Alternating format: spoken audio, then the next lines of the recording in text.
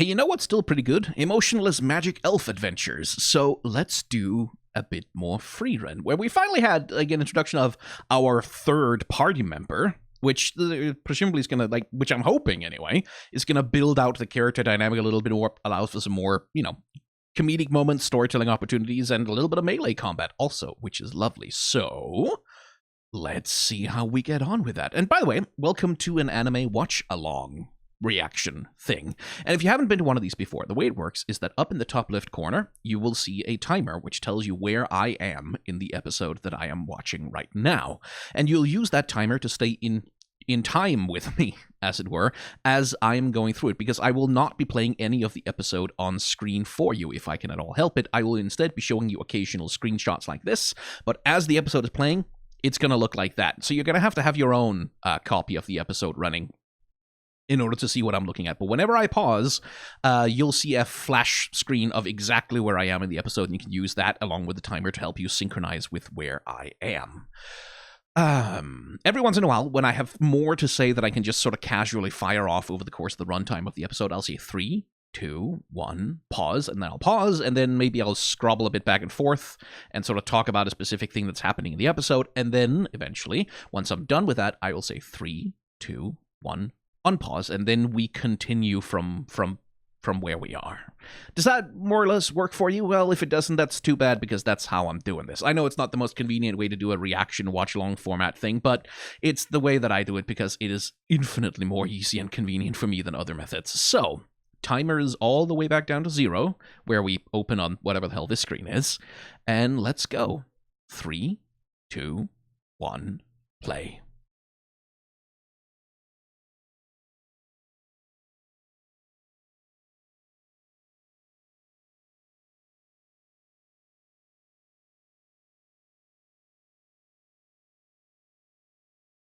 Oh, we just opened on like a recap of the cliffhanger from last time, or not the cliffhanger, it's not a cliffhanger, but the exit from last time. I still really like the roughness of the line work in Frieren. Especially for a show especially for like a fantasy exploration show like this one, like a fantasy adventure show.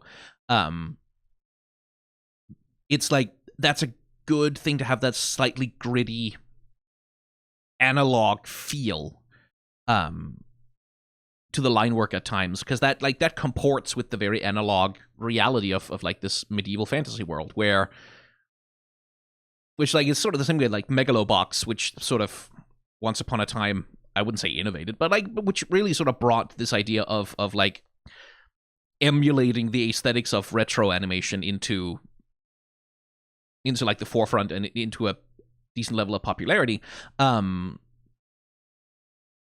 Like that show really used the roughness of its line work, like to sort of support the grittiness of its sort of post-apocalyptic-esque, like desert world with boxing robots and shit like that. For Frieren, sometimes when the line work gets to be a little rough, when it gets to have that little bit of 90s blur effect over it, like for me, that supports that. It supports that the aesthetic of the world in its line work, whereas very clean digital artwork can be a bit too smooth.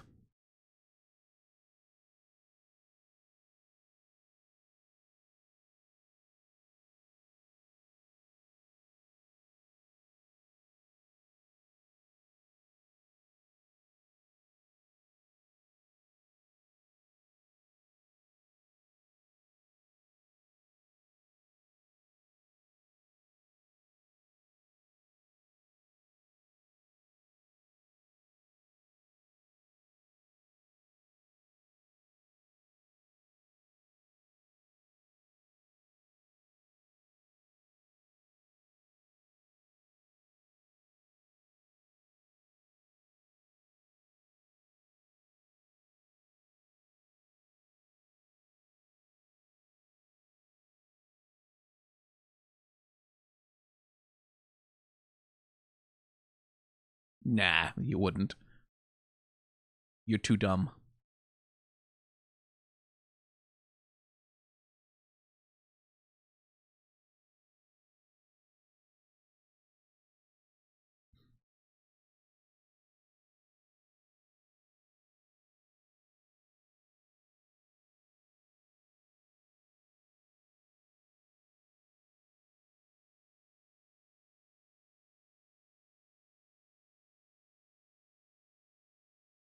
Okay, the animation budget is back up.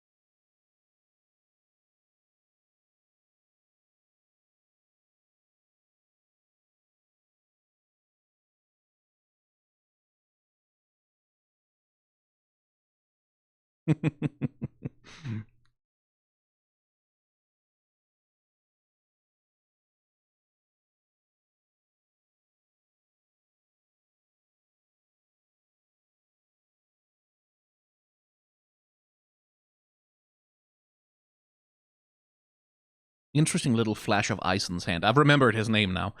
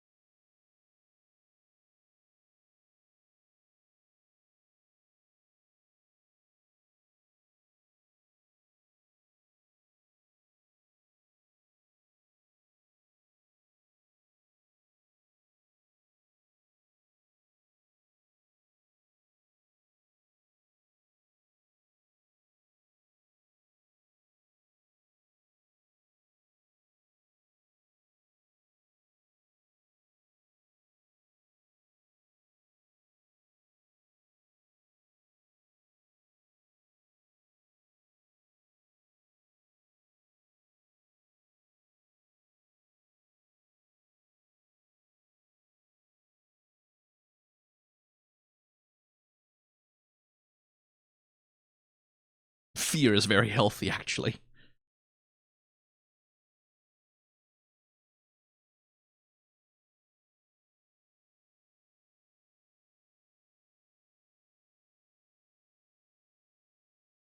Be very funny if it went wrong now. Ooh, that dragon, though. Okay. Hang on. 3, 2, 1, pause.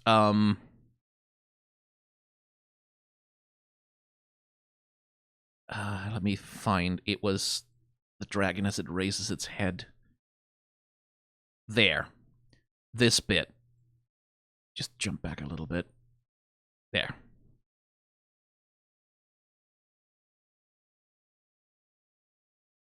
Just, man, like, I don't know how to communicate to you how much work it is to hand animate something with that many complexities to it, with all these overlapping scales and ridges and bumps and lumps and stumps all over it, to keep all of that and rotate it like ever so gently around like its various axes as it's rising up into the frame. And you can have a million digital tools to help you with this, but it ultimately just comes down to an animator taking the time to keep all of these details straight and making them move consistently from frame to frame. And the same thing with like the colorists and like the lighting people who have to like apply all the all the colors and the effects over top of that line work, right? To keep it consistent so that when the dragon moves, it feels right. And I love the variation in line weight that they're doing along the scales, along the neck, like to show the little gaps between. You can see them doing it also up here. It's just, it adds such a sense of dimensionality to the dragon's head as it moves and prevents it from looking too flat and hyper stylized. And also just the walking animation, like a lot of the incidental casual animation in this episode is like really highly animated, like, because this is full animation rather than limited animation, which is like, oh, that's cool, that looks great.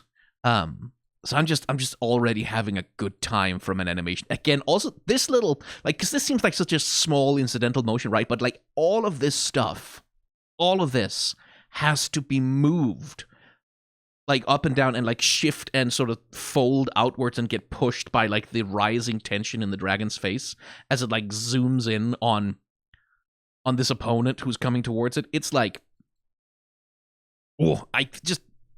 tough technical animation, and they're doing such a good job at it. It's not loud or Sakuga impressive, but it's just, that's a bunch of fiddle work. Like, that's a bunch of just little shit you have got to get right. And it's that thing of like, if you get it right, no one notices. It just looks natural. It just looks like it's supposed to look.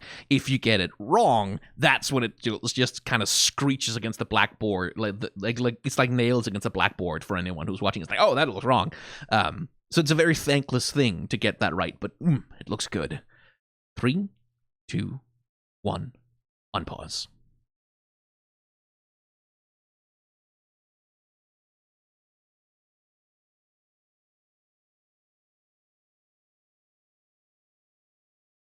And run away.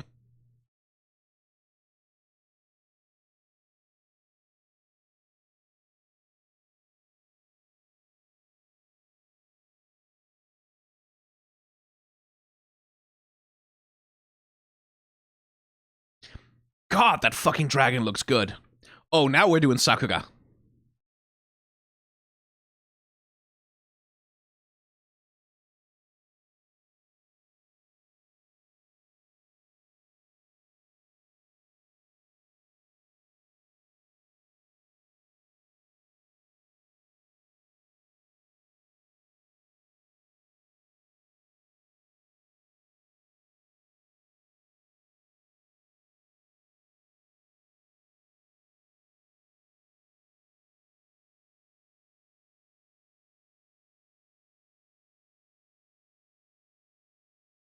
Should have said that to him.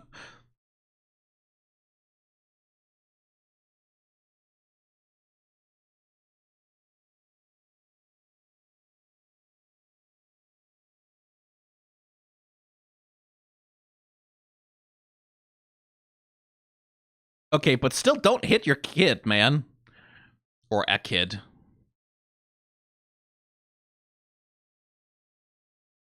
I was kind of feeling, oh, fucking hell, that's good. Jesus, okay, 3, 2, 1, pause. Fuck me, okay. I was so sure that there was gonna be a comedy moment of like he's about to fight, he's squaring up against the dragon, but then he runs away and he kind of has to go. Like, I thought because that's the sort of thing you'd get in a comedy anime of this style usually. By the way, this shot right here of like him clinging to the side of the dragon's face while it's like move. Look at the way the animator is rendering like the wind whipping through all of his clothes and his hair here. Like, look at like the little swirls in the hair, the way that they like sort of like the way they snap around and the timing on that, like how it's like you really get the sense of this like wild turbulent wind that's really like just like whipping around the whole character as he's sort of holding on, clinging on.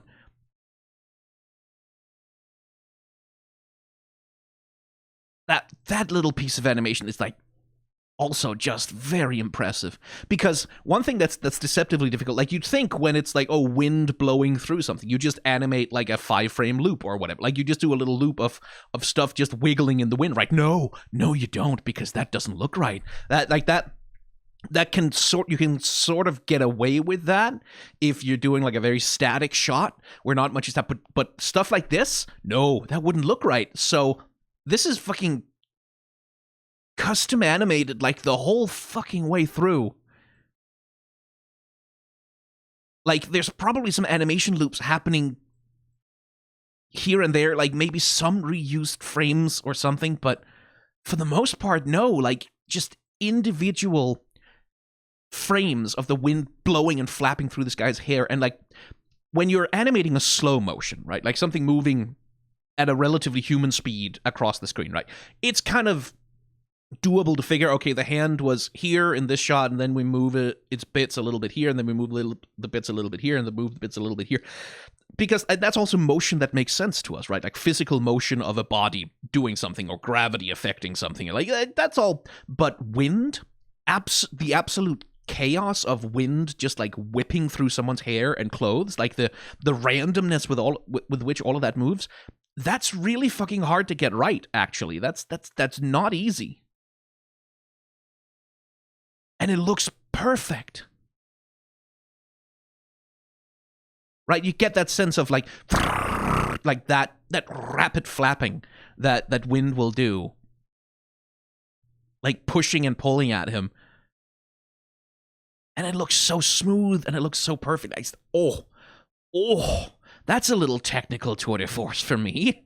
Because like it isn't easy. Like it's not, you can't just randomly put things like make everything flap around in whatever direction. You have to have some sense of coherence, and you have to compose these frames so that it looks good in motion, so that it doesn't look like one risk you'd have, for example, is repeating the same kind of wind motion too many times, like the same kind of flapping with the jacket or the coat. So like it balloons out there first, and then like now it's close to his body. Now it's like the bottom bit that's like ballooning out like that. And then it's like flapping up and becoming flat, and then like you have to vary that shit. You have to have a lot of variation between. You can't just repeat the same wind motion over and over again. You have to come up with a new one for every few fucking frames, right? Like this thing is animated on like ones and twos, basically.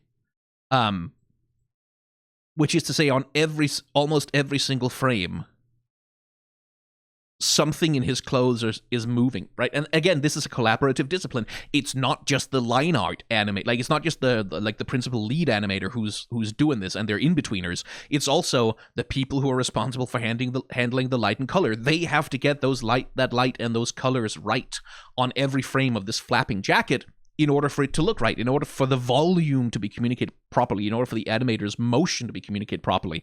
And that's like, it's just hard. Like it's just a bunch of fiddly fucking work of like in my experience, that's work that sort of ultimately comes down a little bit to trial and error, where you have to sit and fiddle with it and play it back at full speed and go, okay, does that look, no, that little fraction of a second between this point and that transition doesn't look right. I need something else for that. Okay, let's try something else for that one. It's just a lot of work. It's just a bunch of work. And if you have a really good animator, maybe they can do it quicker, but ooh, for me, this is just like a really, there's a lot of really impressive animation happening. But that bit with the jacket and the wind and the hair, that for me is just like one of the more impressive bits of the episode. Also, the flying animation on the dragon as it's going, like they've had to, they couldn't really watercolor in the rocks here. Right? It's like you can see like the rocks had to be simplified a lot in order to sort of fit into the shot, but the animation of the dragon just flying also is, the weight of the creature as it's moving through the air is like really well rendered. It just looks real pretty. Anyway, let me try and find a frame that we can reasonably unpause on. God, it's good. Okay, we're at 9 minutes and 2 seconds exactly. So that we'll do this. We'll do this one. 3, 2, 1, unpause.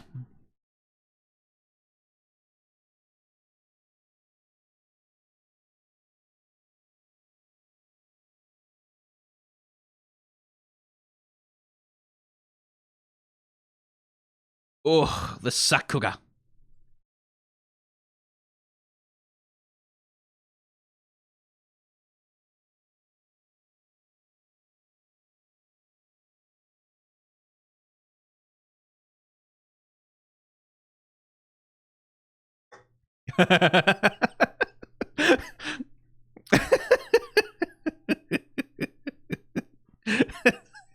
Him. That's good.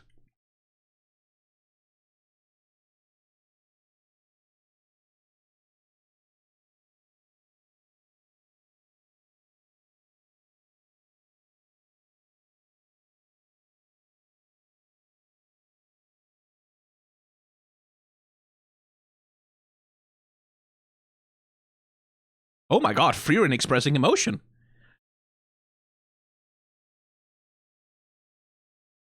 Clearly she was quite excited.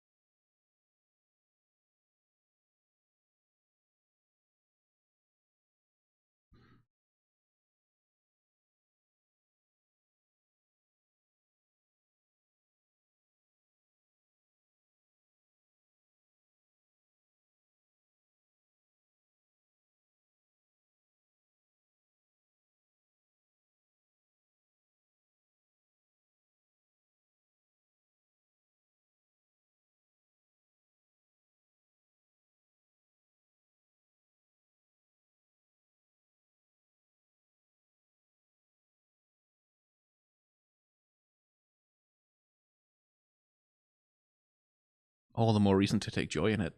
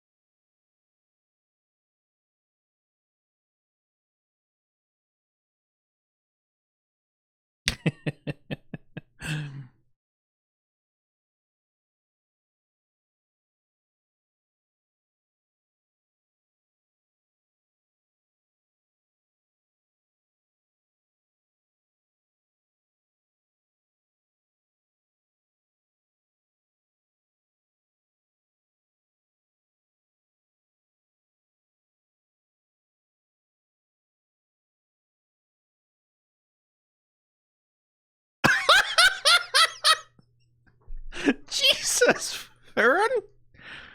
Hit a man where it hurts.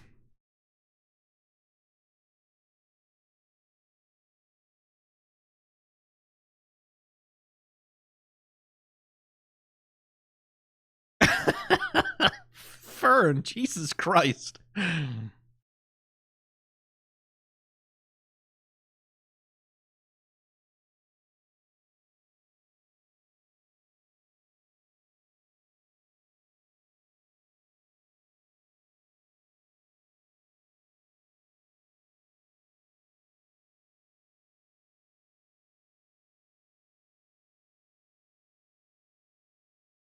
Well, that's suspicious. Very nicely rendered armor on that guy, though.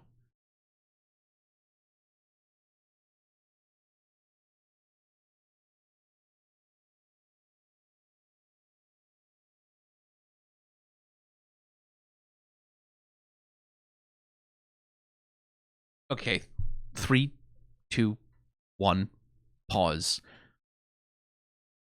Again, it's a little thing, but a piece of armor like that is geometrically a very complex thing, because it's all these like domes of armor layered on top of each other, and it's very rigid, right?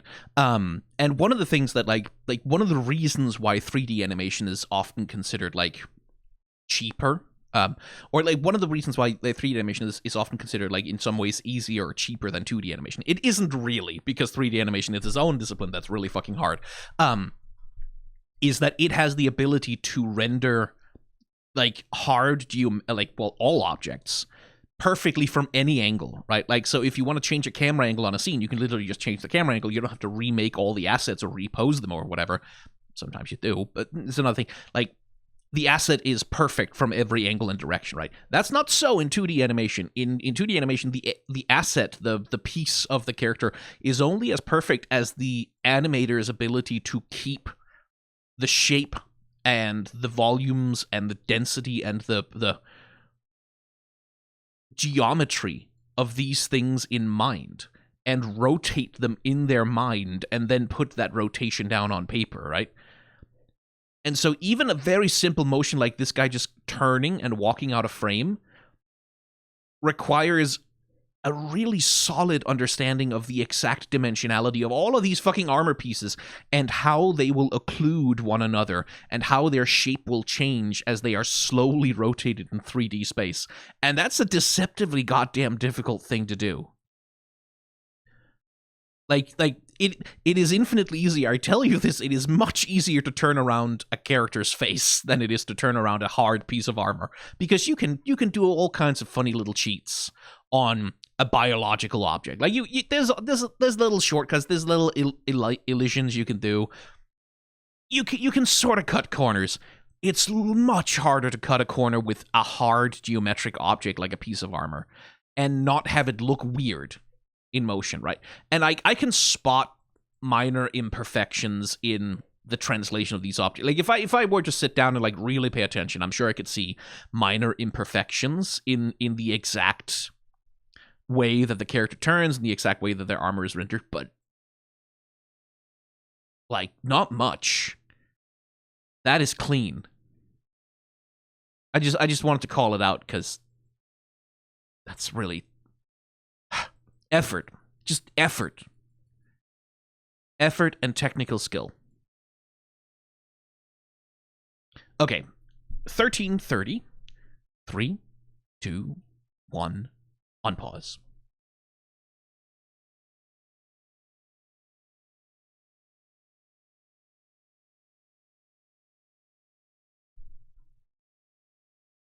She seems happy.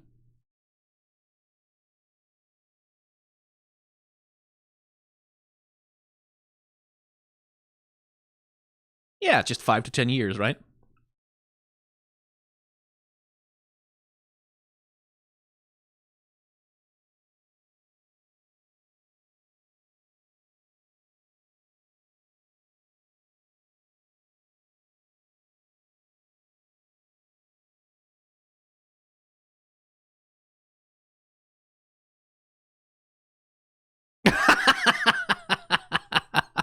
Oh, Fern.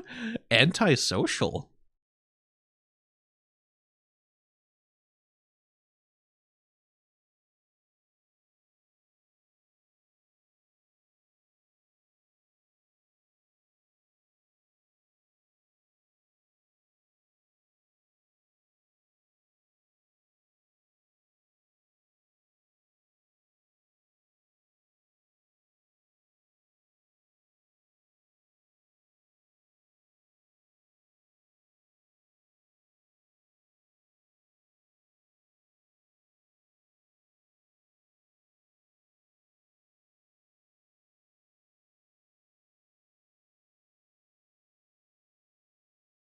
Yeah, that'll happen. I remember hamburgers at McDonald's being way bigger.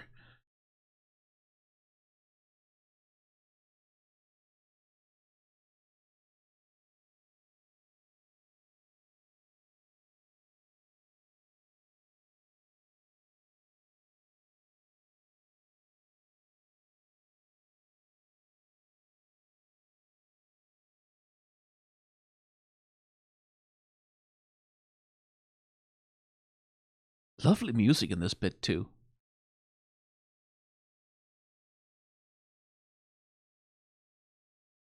Yo, that sitting down animation was clean. Okay, I won't pause to go through it, but ooh.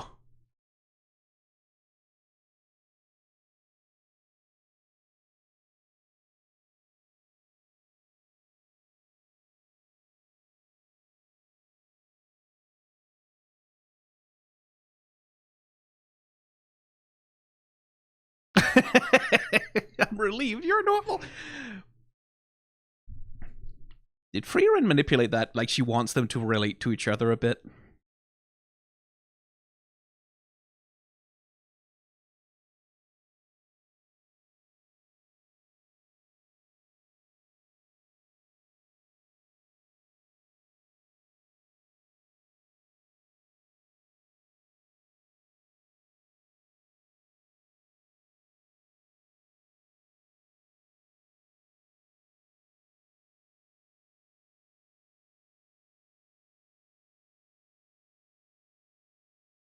Oh, so Stark is a little bit more experienced in the world than Fern is.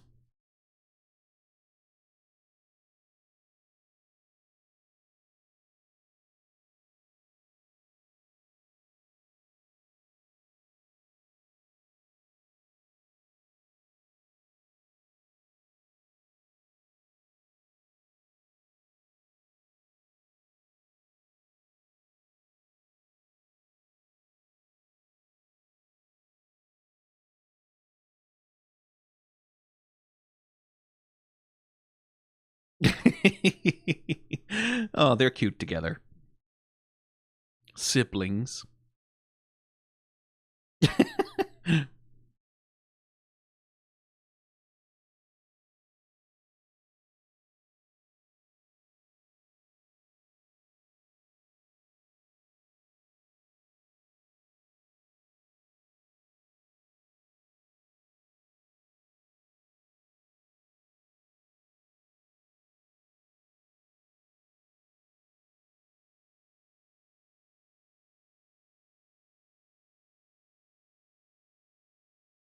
Lovely little composition on that shot. Like,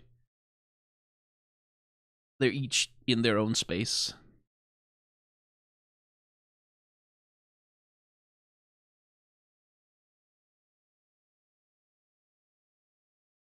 Is he dying? Oh, watercolor backgrounds.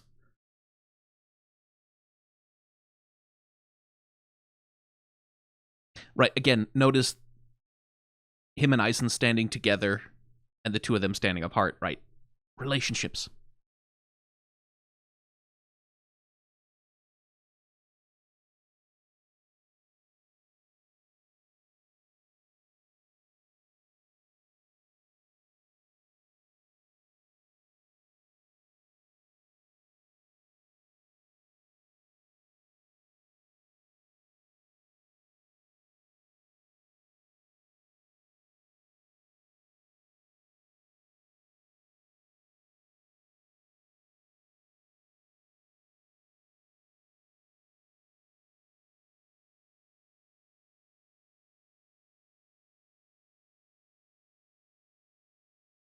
Hmm.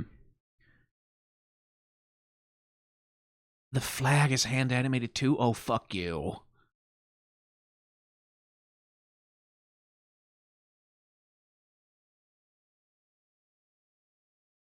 Oh, okay, because his master will die.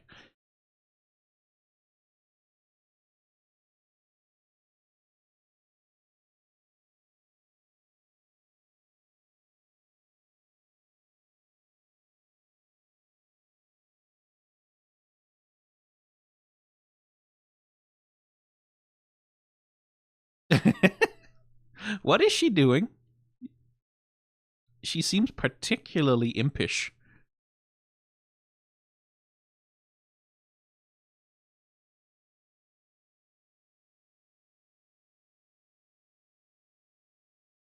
Frieren, what did you do?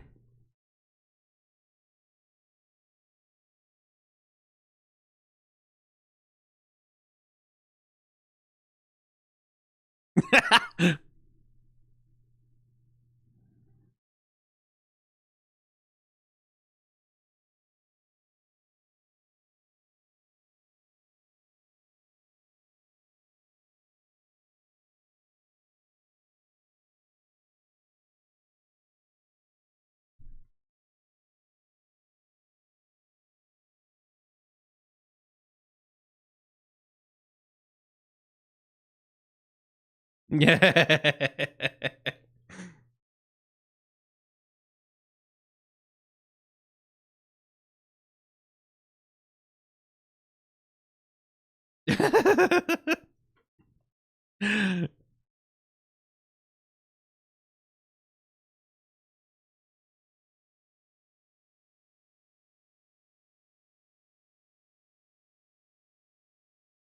Oh, she was really hoping she could stay there for a while, huh? And a parade!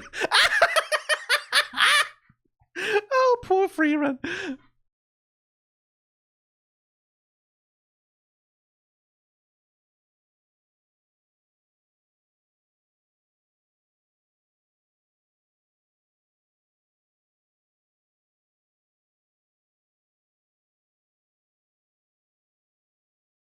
You're not wrong.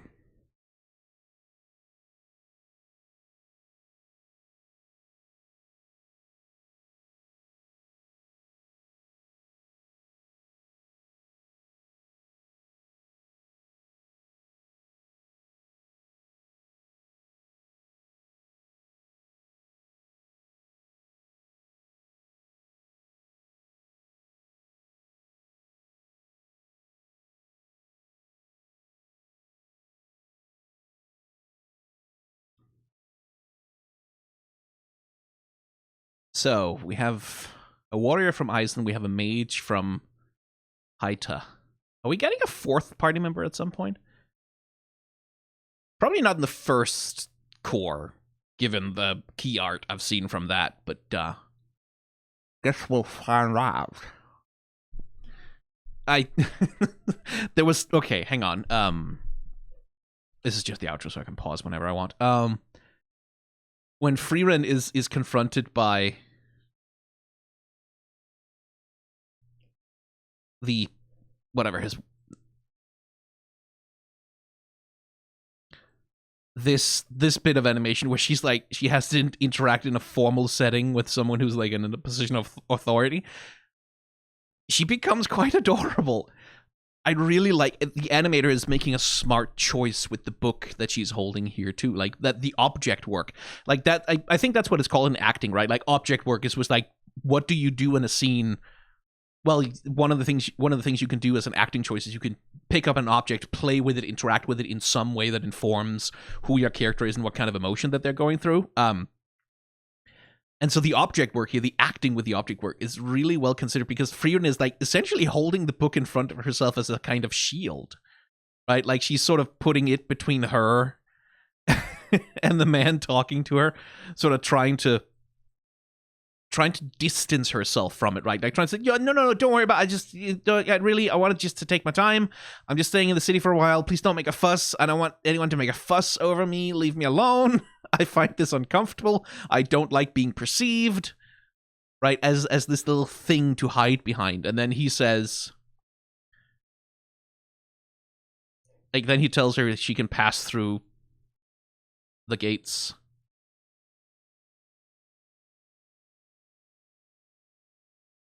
Freely. Oh, hang on. And then yoink.